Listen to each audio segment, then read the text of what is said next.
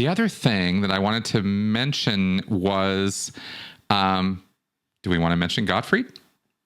Sure. So, yeah, I mean, this is something Peter's written about a lot before. Peter Reichelt, this Austrian journalist, actually at one time worked for Gottfried Helnwein. And he then later, as he became a journalist, started writing about, hey, I know this guy was very heavily involved in Scientology. Gottfried Helnwein is this Austrian artist. He's well known. Even if you don't know the name, you know his art. He's made album covers that are very famous. He does this sort of hyper realistic painting, and he's very, very well known. And he hates it when people mention him with Scientology. He's even sued people for saying that he's a Scientologist. Well, Klaus said not only is Gottfried Helnwein a Scientologist, he saw him at the HGB on the 11th floor.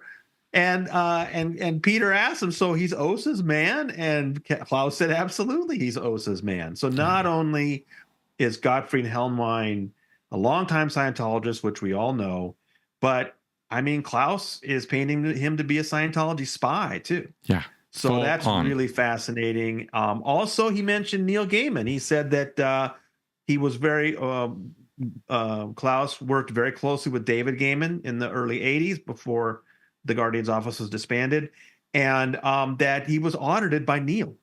Wow. In the 70s.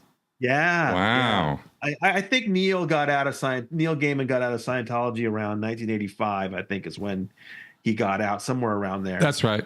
That's right. So he hasn't been involved for a long time, but now he's got other problems. Huge problems. And he was a very highly trained Scientologist, Neil Gaiman was. He wasn't an ancillary part, sort of member. He was fully indoctrinated in it. And he got all the way out. But yeah, now he's got other issues. That Gottfried thing really hit me hard because, of course, the connection with Priscilla as well. I wonder if she knows how close he is with OSA, I mean, there's just report lines that these things overlap each other in very interesting ways. Right. And for those who aren't sure what you're talking about, Lisa Marie Presley had told me back in 2015 that she had left Scientology and brought her mother, Priscilla Presley, out with her, and also her daughter Riley Keough. Yep.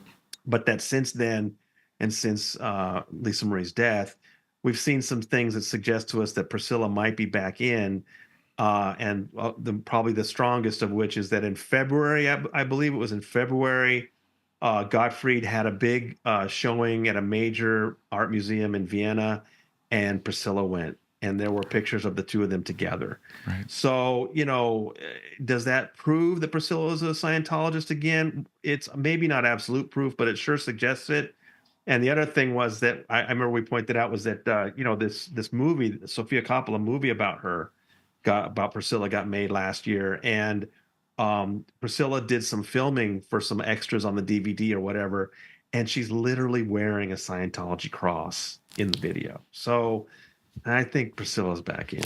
Yeah, exactly. And now I have to wonder how much Gottfried was an agent of recovery for her to come back in. Because if they have a line, whoever's gonna get the work done is who OSA and Scientology are gonna activate to get the person come back in. It doesn't matter what their role as a Scientologist is.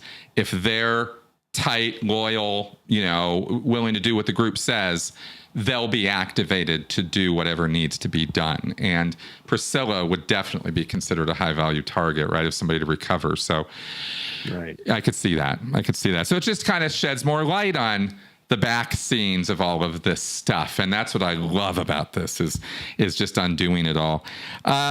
Now, speaking of undoing, that's it,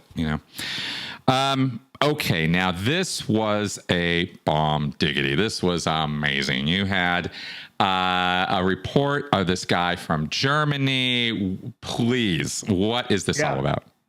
Yeah, I hinted to you that this was coming last week. We were still putting it all together. Klaus Büchele, I believe is how you say his name. He's Austrian.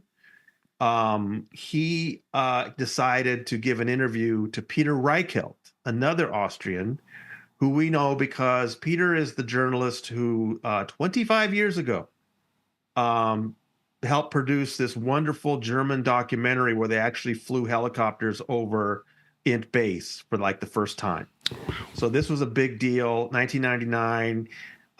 There's a lot to it, but anyway, Peter Reichelt, and just in the last year or so, Peter's kind of come back to the subject, and he's been helping me out with things. He's been sending me some great stuff. Most recently, he sent me this 1994 print interview from an Austrian news weekly investigative magazine with David Miscavige that I don't think any of us had ever heard of. It's like only David Miscavige has only ever given 2 print interviews ever.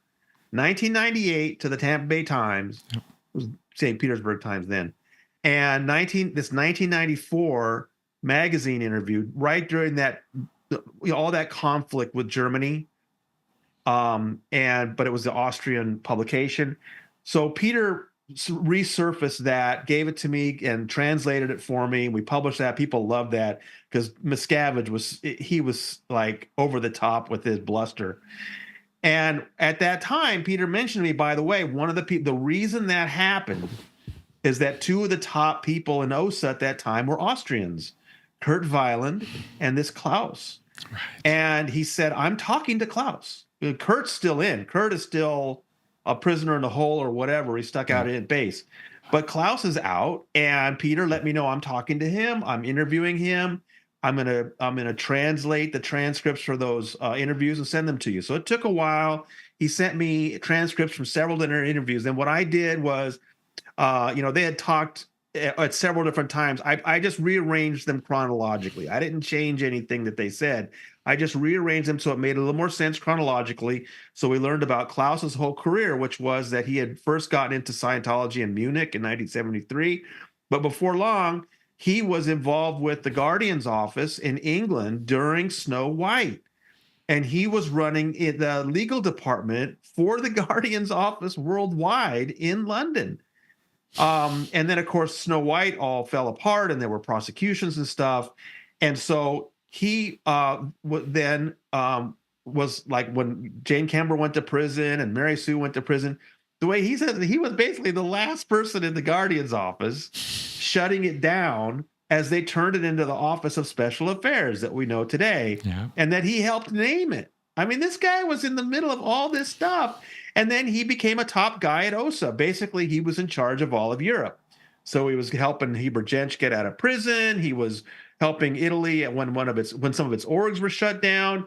And of course, the big thing he did was this 2-year project fighting against the German government, which got like President Clinton involved. I mean, this was a massive thing for Scientology in the mid-90s. Yep. And this is the guy who ran it. So it was really fascinating that he's coming forward now. And I think the fact that it was an Austrian journalist who approached him helped. I'm talking to Klaus myself now. So this is great. I think he's going to be helping us out for some time. And I just thought it was a great 2-part series. I broke it into 2 parts. In the second part, we learned the price he paid when he finally decided to leave. He left OSA in about the year 2000. He was tired of dealing with all these issues.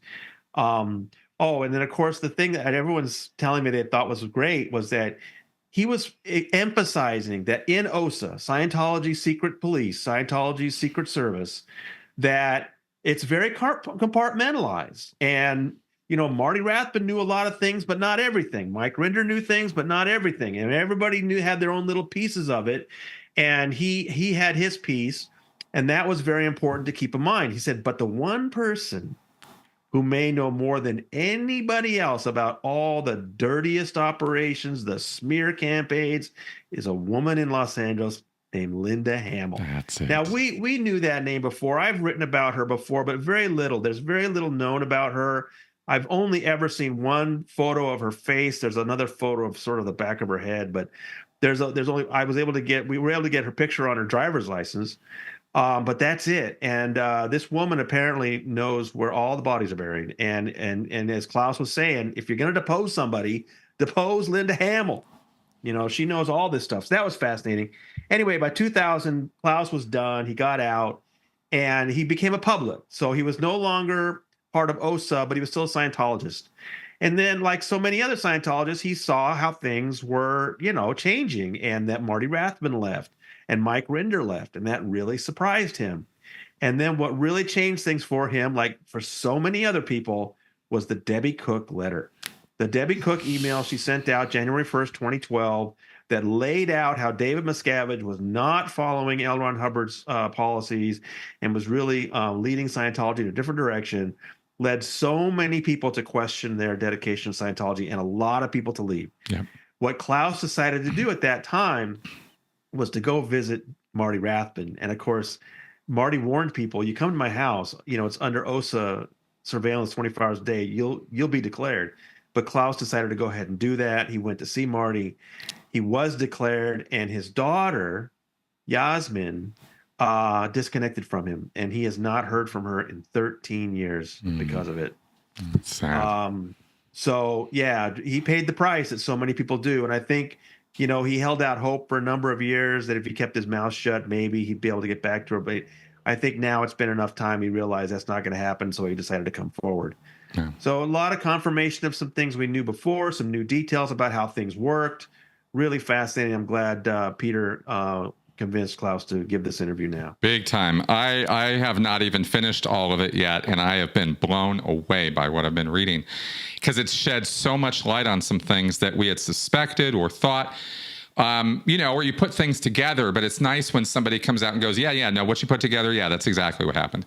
So this is really good. In Germany, for example, I mean, that was like a huge problem. I don't know if people understand. Like there was a period of time where Germany was, basically the Antichrist to Scientology. I mean, they were just, they just didn't want Scientology in Germany. And so, the entire positioning within Scientology was, it was the rise of the Third Reich again, right? And that kind of thing. Yeah, yeah. They didn't hesitate at all to go right to that. And the other thing that I wanted to mention was